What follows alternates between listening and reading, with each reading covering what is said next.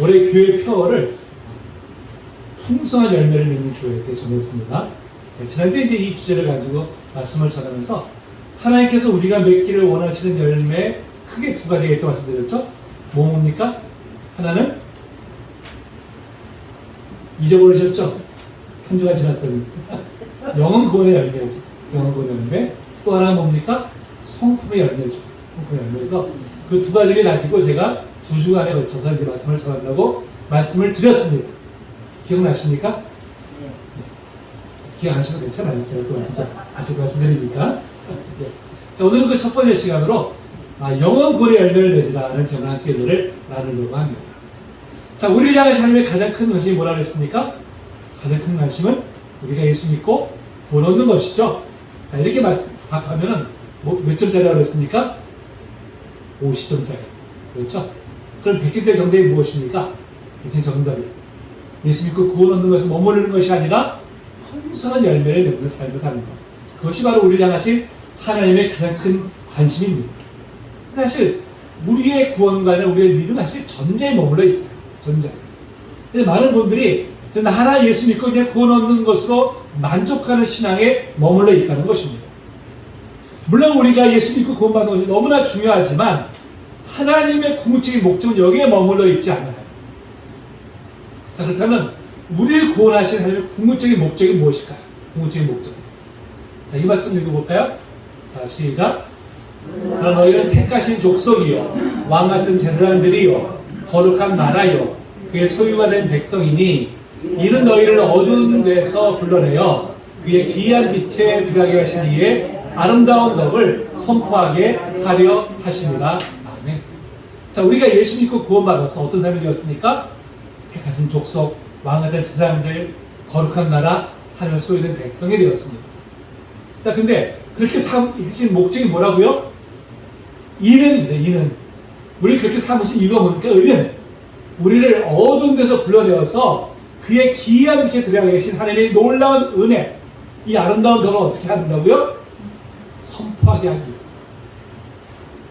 그러니까 나라 구원받는 것은 그냥 그치는 것이 아니라 바로 나에게 내려주신 놀라운 은혜를 바로 온 세상에 선포해서 전하게 해서 그로 하여금 어떻게 했습니까?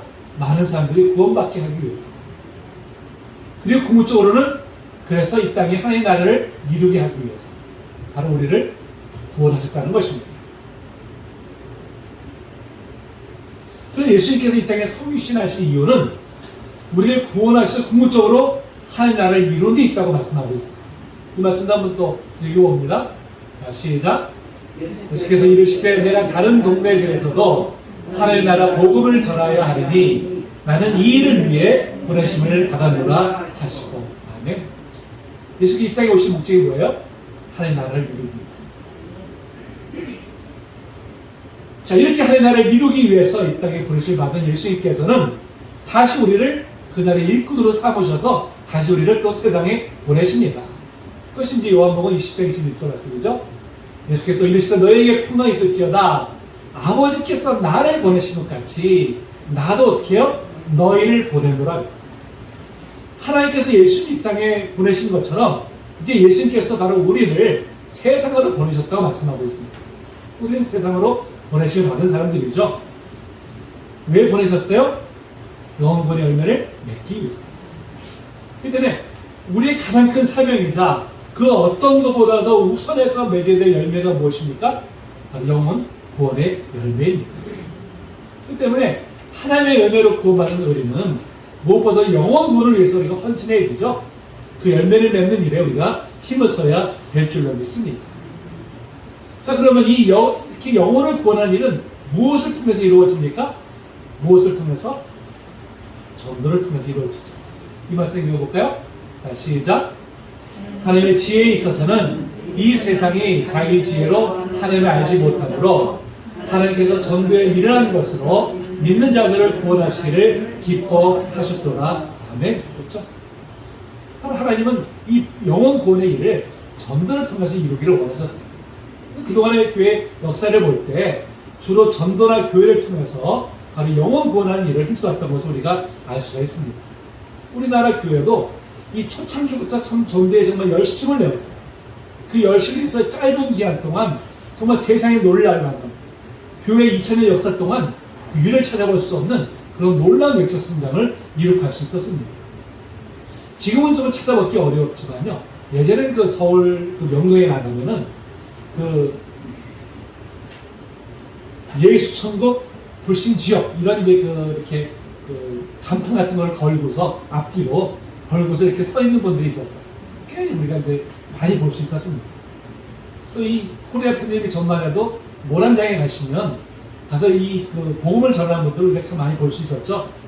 또 지하철 안에서도 복음을 또 소리쳐서 외쳐서 이제 부르는 그런 이제 전했던 그런 분들도 있었습니다. 그 외에 정말 많은 성도님들이 전도 열심을 가지고 복음을 전하기 위해서 늘 힘써왔어요. 정말 한국교회의 정말 아름다운 모습이죠. 또 우리가 선교하는 일에도 정말 열심을 내었어요. 세계적으로 우리가 선교사를 가장 많이 파송한 국가 두 번째 나라입니다. 미국 다음으로 우리가 가장 많은 선교사들을 파송하고 있습니다. 지금 사실은 코로나로 인해서 많은 선교사들이 너무나 큰 어려움을 사실 겪고 있습니다. 네, 그럼에도 기욱하지 않고 끝까지 그 선교 현장을 지키는 그런 선교사들이 참으로 많이 있습니다. 그분들로 인해서 지금 복음이 열심히 전파되고 있죠. 자, 이렇게 전도와 선교에 열심을 내는 이유가 무엇입니까? 그 이유가 바로 하나님께서 우리에게 가장 원하시는 일이기 때문에, 우리가 마땅히 감당해야 할 사명이기 때문에 우리가 이렇게 열심을 내고 있는 것이죠. 자, 근데 여러분, 언제가부터 우리가 열심히 사그라졌어요? 예전같이 정말 열정적으로 복음을 전하는 모습을 찾아보기가 쉽지 않게 되고 말았습니다. 이 사회적으로도 기독교에 대한 인식이 예전과 같지 않다 보니까 사실 전도 열정이 많이 위축이 되었어요. 게다가 이제 또 코로나로 인해서 대면 접촉을 좀 꺼리는 분위기다 보니까 이 더욱더 위축이 되었죠. 그래서 이제 정말 거리에서 이제는 복음을 전하는 일이 아예 지금 할 수 없는 그런 지경에 지금 이르고 말았습니다. 이로 인해서 참 교회가 좀 활력을 잃어가고 있죠. 활력. 그래서 한국 교회도 저 유럽 교회 전체를 밟는 것은 아닌가, 그 심히 지금 우려하고 있습니다. 유럽 교회는 여러분 오랜 세월 동안 기독교가 국교와 다름없을 정도였었어요. 그냥 그들의 국민이면 의당 교회 성도들이었습니다. 그렇죠? 각 지역마다 웅장한 그 교회당이 세워져서 그 위엄을 뽐냈을 정도였습니다. 근데 지금 어때요? 교회가 활력을 잃어가지고 과거 수백 수천 명이 모여서 예배드렸던 그 웅장한 교회당이 지금 불과 몇십 명이 모여가지고 예배를 드리고 있을 뿐입니다. 게다가 이 교회 건물 유지가 어렵다 보니까 이 예배당이 심지어 이슬람 교회 팔리거나 술집으로 전환되거나 뭐 카페로 전환되는 이런 안타까운 일들이 지금 벌어지고 있습니다. 예전에는 전 세계로 선교사를 파송했던 유럽 교회가 도리어 지금 선교 대상국이 되고 말았어요. 선교 대상국. 근데 여러분, 이제 이러한 일들이 그냥 강 건너의 일만은 아니라는 것입니다. 유럽교회 이런 상황이 우리 한국교회에도 곧 가까운 미래에 닥칠 현실이 되어간다는 우려가 사실 수년 전부터 팽배해져 가고 있습니다. 근데 그 우려가 지금 코로나로 인해서 더욱 촉진되어 가고 있습니다. 이 상태로 가면 한국교회도 얼마 안 가서 유럽교회 전체를 밟아서 교회마다 정말 텅텅 비고 활력 잃어버리게 될 것이다. 그렇게 지금 전망이 되고 있습니다. 정말 참 안타까운 일이죠. 그런데 정말 과연 다음 세대에 존재할 수 있을까? 이런 우려를 우리가 다 같이 하고 있습니다. 그렇다면 왜 그렇게 생명력이 넘치던 교회들이 왜 이렇게 생명력을 잃어버린 것일까요? 그 이유는 여러 가지 있겠지만 무엇보다도 교회가 본질을 잃어버린 채 비본질적인 것에 매달린 결과라 이렇게 말씀드릴 수 있습니다. 여러분, 교회의 본질은 무엇입니까? 교회의 본질은 교회의 머리 되시는 예수 그리스도를 따라가면서 그의 복음을 온 세상에 전파하는 것, 바로 이것이 교회의 본질입니다. 근데 교회가 이러한 본질을 추구하기보다는 교회 자체의 영광만을 추구해왔어요. 교회 자체를 성장시키는 것이 마치 이것이 우리가 가장 크게 감당할 사명인 것처럼 그렇게 여겨왔다는 것입니다. 그러다 보니까 교회가 생명력을 잃어버리게 되었고요. 이제는 생명을 잃어버린 교회에 대해서 더 이상 매력을 느끼지 못하니까 불신자들도 교회에 나오지 않고 심지어 믿는 사람들조차도 교회를 떠나는 이런 현상을 이제 초래하고 말았습니다. 그래서 여러분 어떻게 하면 교회가 잃어버린 생명력을 회복하고 다시금 생명을 구원해서 하나의 나라를 이루는 일에 쓰임받을 수 있을까요? 어떻게 하면? 여러분 문제가 무엇이냐 알았다면요 해답은 의외로 쉽게 찾을 수 있습니다. 그렇죠? 자, 그동안 우리가 비본질인 것들 교회 자체만의 성장을 추구하거나 신앙을 이 땅의 형통함을 이루는 수단으로 여기던 그런 그릇된 신앙과에서 벗어나서 참 본질로 우리가 돌아가면 됩니다. 그럼 회복할 수 있어요. 하나님께서는 잘못된 것에서 우리가 돌이킬 때는 반드시 회복의 은혜를 내려주십니다. 그러나 잘못된 걸 알면서도 돌이키지 않을 때는 또 반드시 또 징계를 하세요. 자, 이 말씀 또 읽어볼까요? 자, 시작. 를 생각하고 얘기하여 좋은 일을 가져다 나를 그리하지 아니하고 얘기하지 아니하면 내가 내게 가서 네 촛대를 그 자리에서 옮기리라. 아멘. 촛대를 옮기시겠다 그랬습니다. 촛대를 옮기다는 게 무엇이 되십니까? 더 이상 사명을 맡기지 않으시겠다는 것이죠. 더 이상 함께하지 않으시겠다는 것입니다. 교회가 아무리 웅장한 건물을 가지고 할지라도 하나님 함께 하시지 않으면 그 이상 더 이상 교회가 아닙니다. 그때 우리가 어디서부터 잘못되었는지를 깨닫고 본질로 돌아가는 겁니다. 다시금 참된 부흥의 역사가 일어나게 될 줄로 믿습니다. 자, 그렇다면 우리는 어떻게 해야 다시금 생명을 살리는 교회의 본질을 회복할 수 있을까요? 사실 이제는 워낙 방대하기 때문에 다 다룰 수가 없어요. 그래서 오늘은 영혼 구원의 측면에서만 접근하려고 합니다. 그럼 성경을 보면 천국을 흔히 잔치로 비유하고 있어요. 잔치. 자, 볼까요?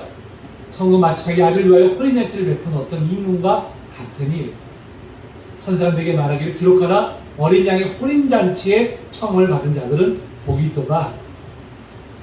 계속해서 뭐예요?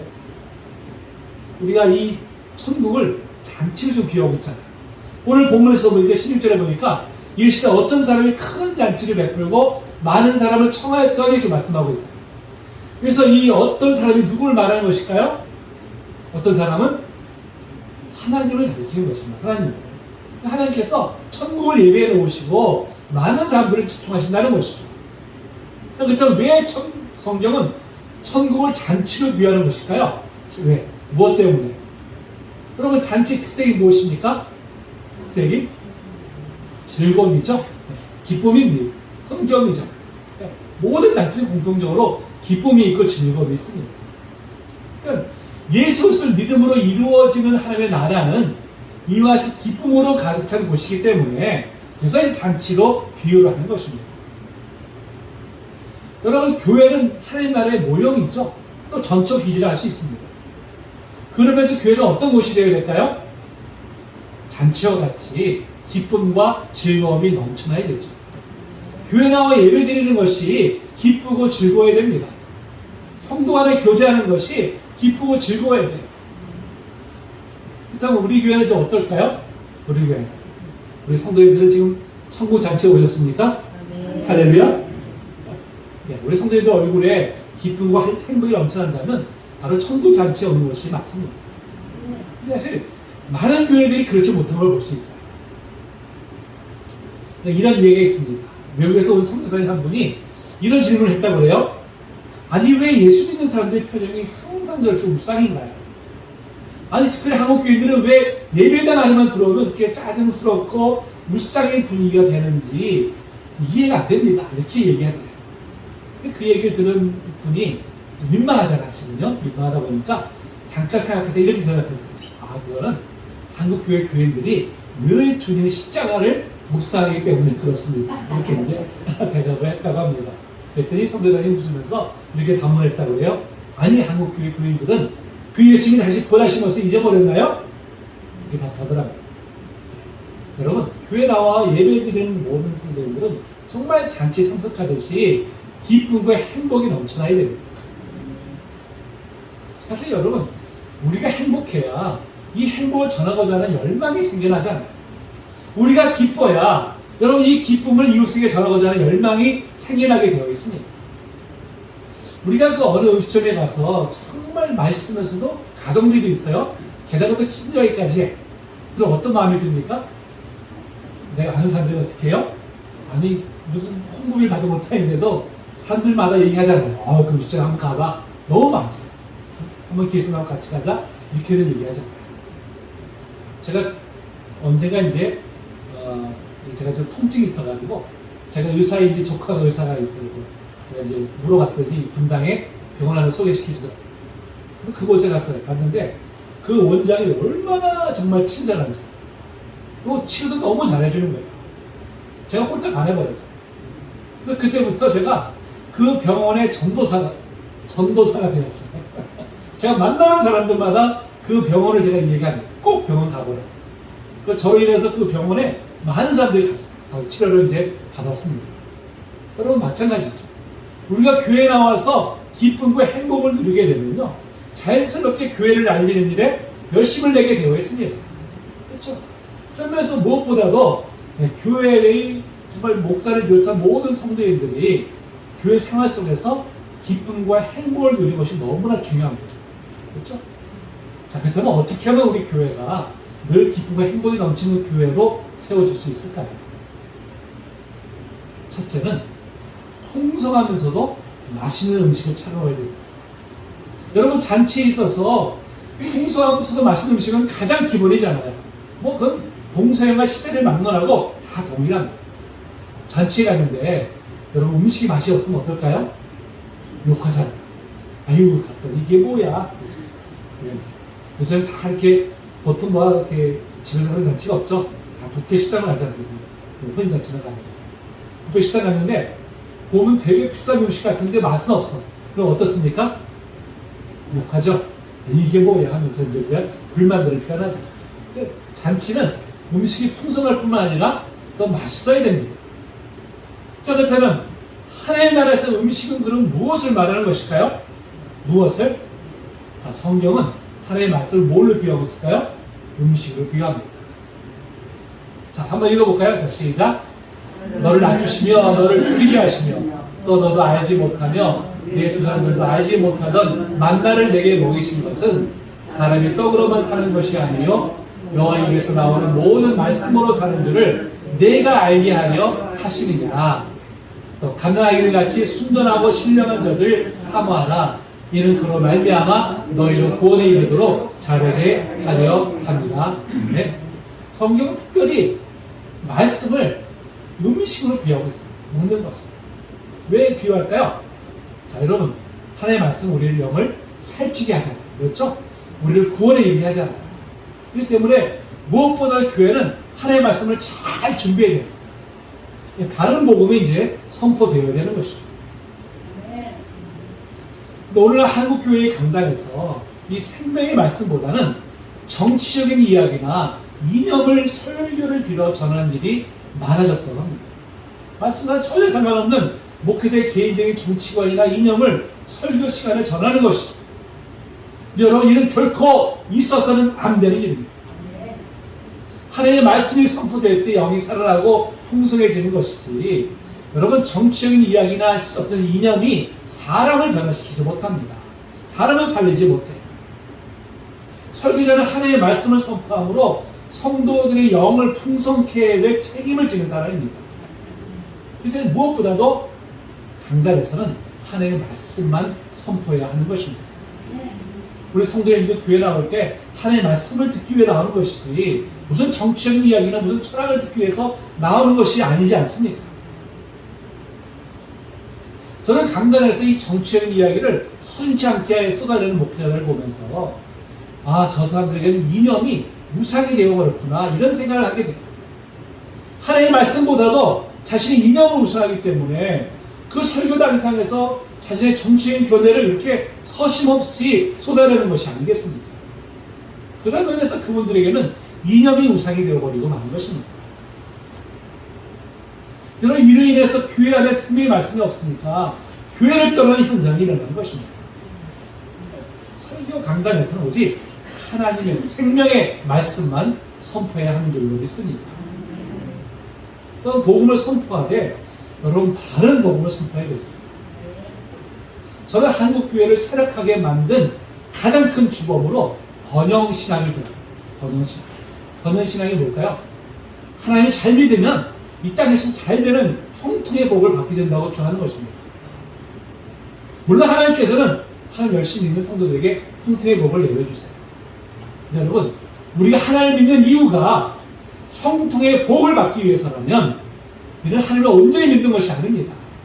그냥 내가 복받은 도구로 여기는 거예요. 마치 하나님을 알라딘 램프에 나오는 지니 정도로 여기는 것입니다. 이거는 온전한 믿음이 아니에요. 이 땅에서의 형통의 복만을 바라보는 것은 신앙의 본질을 심각하게 훼손하는 것입니다. 결국에는 만몬이라고 하는 우상을 섬기는 것으로 전락할 위험을 안고 있어요. 그래서 잠언 기자가 하나님 앞에 이렇게 간구하죠. 제가 7절 이렇게 되게 여러분 좀 읽으시고 구절을 우리 함께 읽겠습니다. 내가 두 가지 일을 주께 구하였사오니 내가 죽기 전에 내게 거절하지 마시옵소서.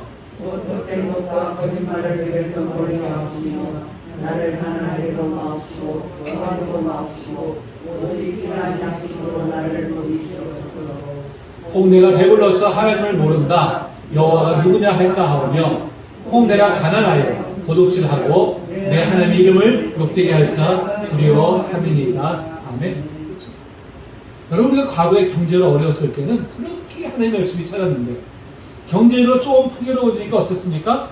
그때부터 하나님을 열심히 찾지 않고 있잖아요. 그것이 바로 이것을 반증하는 것이죠. 그런 면에서 저는 번영신학은 교회를 병들게 하고 성도들의 영혼을 병들게 하는 아주 가장 큰 요인이다, 이렇게 말씀을 드립니다.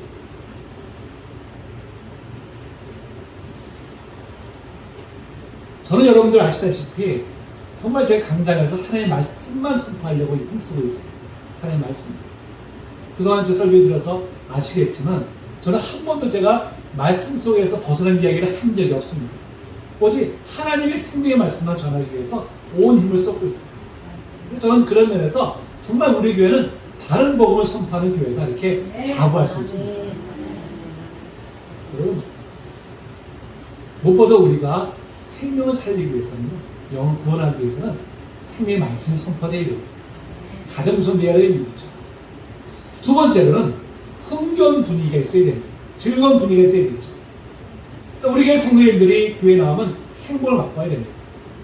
교회 나오는 것이 때때로 의미감이거나 습관에 의해서가 아니라 정말 삶에 지치고 고난 심령이 안식을 얻고 위로를 받으며 치유를 받음으로 행복을 맛보기 때문에 기쁜 마음으로 나오는 곳이 되어야 합니다. 우리 성도님들이 교회 나오는 것이 어떠시죠? 지금? 저는 무엇보다도 우리 성도님들이 교회 나와서 정말 행복을 맛보게 되기를 원합니다. 성도님들이 교회 나올 때 세상에서 맛보지 못하는 그런 사랑과 행복을 누리게 되기를 원합니다. 이런 교회를 세우는 것이 무엇보다도 목회자인 저희 책임이고 사명이죠. 근데 비단 저 혼자만 있어서 되는 것이 아니라 우리 모든 성도님들이 함께 힘을 써야 됩니다. 그러면서 저는 요즘 무척이나 행복해요. 너무나 감사합니다. 우리 성도님들이 정말 주일이 기다려지고 교회 나와 예배드리는 것이 너무 행복하다고 이게 고백하시는 모습을 제가 볼 때마다 이보다 더 행복할 수가 없어요. 그리고 그럼 우리가 이렇게 또 행복해야 다른 사람들에게 우리가 담대히 또 전할 수 있는 것이 아니겠습니까? 제가 오래전에 이제 직장생활할 때 읽은 책 중에 일본 기업의 경영 원리라는 책이 있었어요. 그 책을 제가 읽다가 제 마음을 확 끄는 내용이 있었습니다. 내게 보면요, 내부 고객 만족이 없이는 외부 고객 만족이 없다, 이런 문장. 그래서 내부 고객은 바로 기업 내 구성, 즉 직원을 가리킵니다. 그러니까 내부 고객인 직원들이 회사에 대해서 만족하지 못하면 결코 외부 고객을 만족시킬 수 없다는 것이죠. 결국 그 기업은 도태되고 쇠락할 수밖에 없다는 것입니다. 그러니까 무엇보다도 외부 고객을 만족시키기 위해서는 반드시 선행되어야 될 것이 뭐예요? 바로 직원들이 그 직장에 대해서 만족감을 가질 수 있도록 바로 그런 여건을 만들어야 된다, 이런 내용이었습니다. 저는 그 내용이 얼마나 제 마음에 와닿는지 몰라요. 근데 여러분, 이 원리는 교회 안에도 그대로 적용이 됩니다. 우리 성도님들이 교회에 대해서 만족해하고 교회 자리에 행복하다고 느낄 때 비로소 외부 사람들에게 교회를 자랑하고 전도를 힘쓰게 되어 있습니다. 그렇기 때문에 무엇보다도 교회 생활의 활력이 있고 생명이 넘쳐나면서 또 행복해야 됩니다. 저 요즘 그래서 우리 교회가 그런 교회로 세워져 가고 있는 것에 제가 정말 감사하고 있습니다. 하나님께 감사하고 있고요. 또 우리 성도님들이 함께 또 이렇게 힘써 주셔서 너무나 더 제가 감사하고 있습니다. 앞으로도 더 정말 그런 행복한 교회로 세워나가는 일에 정말 힘쓰시는 저희 여러분들 되시기를 축복합니다. 또 세 번째로는 기도가 준비되어야 됩니다. 기도. 일반 잔치는 기도가 없어도 얼마든지 맛있는 음식과 흥겨운 분위기만 있으면 돼요. 그런데 교회는 기도가 준비되어야 되죠. 기도가 없이는 아무것도 이루어지지 않습니다. 여러분, 우리가 복음을 전해야 될 대상자들은요, 하나님을 믿지 않고 하나님을 대적하는 사람들입니다. 그렇죠? 사단의 손아귀에 붙잡혀 있는 그런 사람들이에요. 우리가 그 영혼을 구원하기 위해서 그들을 초청하는 것은요, 사단의 손아귀에서 빼내오는 것입니다. 근데 사단이 순수히 내어주겠어요? 당연히 방해하죠. 당연히 방해합니다. 대적합니다. 여러분, 그 사단의 세력을 우리가 물리치고 그 영혼을 우리가 초청할 수 있는 그 길은 무엇일까요? 내 능력이 아니라 하나님의 능력이잖아요. 그렇죠? 하나님의 능력을 힘입어야 되는데 하나님의 능력 힘입는 길은 오직 하나 뭡니까? 기도하는 것이죠. 하나님의 은혜를 구하는 것입니다. 이 말씀 읽어볼까요? 자, 시작. 내 싸우는 무기는 육신에 속한 것이 아니요 오직 어떠한 견고한 진도 무너뜨리는 하나님의 능력이라. 하나님의 능력으로만이 사단의 견고한 진을 무너뜨리고 우리의 영혼을 구원할 수 있습니다. 그래서 무엇보다도 그 우리가 이 일을 감당하기 위해서는 우리 기도에 힘을 써요. 그렇죠? 기도에 힘을 써야만이 하나님께서 역사하십니다. 그러니까 우리가 기도가 쌓일 때 하나님 바로 우리의 그 기도를 통해서 하나님 역사를 이루어 가십니다. 우리가 모두 교회의 본질인 바로 영혼 구원의 열매를 맺을 수 있도록 무엇보다 우리가 기도하는 일에 힘써야 합니다. 우리 모든 성도님들이 무엇보다 이 제목을 놓고 우리가 함께 기도하기를 원합니다. 열심히 기도하기를 원합니다. 그래서 정말 5월 한 해 영혼 구원을 우리가 열매를 풍성하게 맺는 우리 교회가 될 수 있도록 우리 모두가 힘써야 될 줄로 믿습니다. 자, 이렇게 세 가지 풍성하고 맛있는 음식이 준비되어야 되고요, 흥겨운 분위기가 있어야 되고 기도로 준비되어야 됩니다. 이렇게 자 준비가 되는지 어떻게 됩니까? 우리가 사람들을 추천하는 일에 힘을 써야 되죠. 자, 오늘 17절에 뭐라고 합니까? 자, 잔치할 시각에 그 처자들의 종을 보내야 이르되 오소서 했어요. 모든 것이 준비되었나이다. 그러니까 다 준비해놓고 어떻게 해? 이제는 오라고 이제 초청을 우리가 해야 되죠. 자, 근데 초청했던 금방 옵니까? 안 되잖아요. 그렇죠? 힘을 써야 되죠. 그것이 바로 이 3절 말씀입니다. 자, 나와 사람들을 강권하여 데려다가 내 집을 채우라 이렇게 말씀하고 있어요. 이제 강권하라는 말이 헬라어로 아난카손이라고 하는데요. 이를 어떤 영어 성경은 트위스트, arms라고 번역했어요. 그게 뭐냐면 팔을 비틀어서라도 데려오라는 얘기예요. 팔을 비틀어서라도 이렇게 강제로 이렇게 데려오라는 이제 그런 번역입니다. 근데 여러분, 이건 뭐 물리적인 힘을 우리가 사용해가지고 뭐 강제로 데려오라는 그런 의미가 아니죠. 이거 어떻게 해요? 끈기 있게 정말 정성을 다해서 초청하라는 이제 그런 의미지, 뭐 무조건 그냥 몇 살 잡고 끌고 가라는 그런 의미는 결코 아닙니다. 우리가 한두 번 초청했다고 해서 포기하는 것이 아니라 정말 열심을 낼 때 우리가 그 열매를 맺게 된다는 것입니다. 제가 이제 제 친구 하나 중에 마사에서 목회하는 친구가 있어요. 그 친구 이제 고등학교 2학년 때 1년을 전도했어요. 1년 동안 전도했어요. 근데 얼마나 철옹성인지 아주 그냥 정말 철옹성이에요.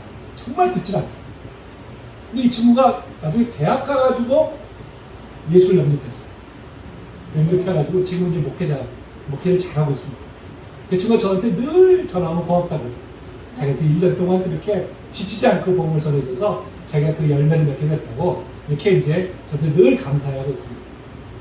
여러분, 당장 우리가 눈에 보이지 않고 그 열매 맺지 없다고요. 하나님 맺으십니다. 하나님께서. 우리는 그냥 포기하지 않고 우리가 힘써 복음을 증거하고 하나님께서 그 열매를 맺게 해줄 줄로 분명히 믿습니다. 여러분, 우리가 정말 포기하지 않고 해야 될 이유가 뭐예요? 그 이유가 그것이 우리의 하신 하나님의 뜻이기 때문에. 그렇죠. 우리가 마땅히 감당해야 될 사명이기 때문에 그렇습니다. 그렇죠. 때가 어떤지 뭐였든지 당장 눈에 보이는 열매가 혹시 맺지 못할지라도 힘써 이 영혼 구원의 사명을 끝까지 감당합니다. 모든 성도이 되시기를 주의 이름으로 축복합니다. 말씀을 마치겠습니다. 여러분, 우리를 둘러싸고 있는 환경은 정말 힘든 환경이에요. 지금 기독교에 대한 이미지도 워낙 안 좋고요. 또 코로나 팬데믹에 인해서 더욱더 지금 우리가 좀 어려운 상황에 처해 있습니다. 여러분, 그럼에도 우리가 소망을 놓지 않을 수 있는 것은 바로 전능하신 하나님이 함께 하시기 때문입니다. 여러분, 우리가 믿음으로 나아갈 때요, 하나님 반드시 우리의 믿음을 통해 역사하여 주십니다. 우리는 먼저 누구나 오고 싶어하는 그런 교회를 세우는 일에 우리가 힘을 써야 돼요. 바른 복음을 우리가 선포해야 되고, 또 우리 성도 간의 교제, 우리가 사랑의 교제가 우리가 늘 넘쳐나야 됩니다. 우리가 그러한 일에 우리가 함께 기도하시고, 또 함께 동역으로 우리가 힘써 주시기 바랍니다. 올 한 해 정말 우리가 표어대로 정말 풍성한 영혼권의 열매를 맺어서 정말 주의 앞에 올려드릴 수 있는 우리 교회가 되기를 소망합니다. 여러분, 우리가 그렇게 세워질 때요, 주변에 있는 작은 교회들 소망을 갖게 돼요. 소망. 아, 되는구나. 안 되는 게 아니구나. 그렇게 소망을 우리가 전파할 수 있다면 그것이 우리가 하나님 앞에 정말 귀하게 쓰임받는 것이죠. 오늘 한 해 정말 하나님께서 기뻐하신 일에 오늘 쓰임받는 우리 교회와 우리 성도이 되시기를 주의 이름으로 축복합니다.